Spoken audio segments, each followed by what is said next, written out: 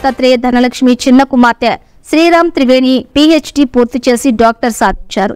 ఈమె ఉత్తరప్రదేశ్ రాష్ట్రంలోని షహరాన్పూర్లో ఉన్నటువంటి గ్లోకల్ విశ్వవిద్యాలయంలోని గైడ్ ప్రొఫెసర్ క్రిషల్ పాల్ ఆధ్వర్యంలోని ఎంపిక చేసినటువంటి పప్పు ధాన్యాల పంటలలో వేరుముడి నిమటోడ్ల ముట్టడిపైన వాయు కాలుష్య కారకాల ప్రభావం పైన అధ్యయనం అనే అంశంపైన పరిశోధనకు గాను డాక్టరేట్ వరించింది. త్రివేణి డాక్టరేట్ సాధించడం అనేది వారి యొక్క నాన్న యొక్క కోరిక అని, ప్రస్తుతం ఆయన దివంగతులు అవడం వలన ఈ ఆనందం సందర్భాన్ని వారి యొక్క నాన్నతో పంచుకోలేకపోవడం చాలా బాధాకరమని కన్నీటి పర్యంతమయ్యారు.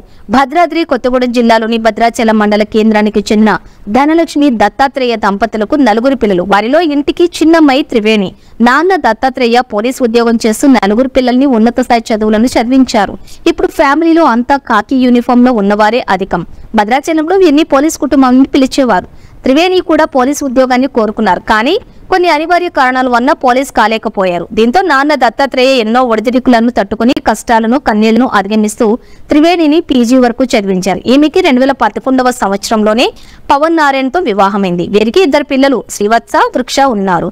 2018 నుంచి NTR మహిళా డిగ్రీ కళాశాల ఆంటోనామస్ మహబూబ్ నగర్ లోని అధ్యాపకులుగా విధులు కొనసాగిస్తూ ఉన్నారు. ఈమెకి 2009 నుండి 2018 వరకు పాల్వంచ గవర్నమెంట్ డిగ్రీ కళాశాలలో అధ్యాపకురాలుగా పనిచేశారు. ఈమె భర్త పవన్ నారాయణ ప్రోత్సాహంతో వృత్తి ధర్మాన్ని నిర్వహిస్తూనే డాక్టరేట్ సాధించి అందరి అభినందనలు అందుకుంటున్నారు. కూతురు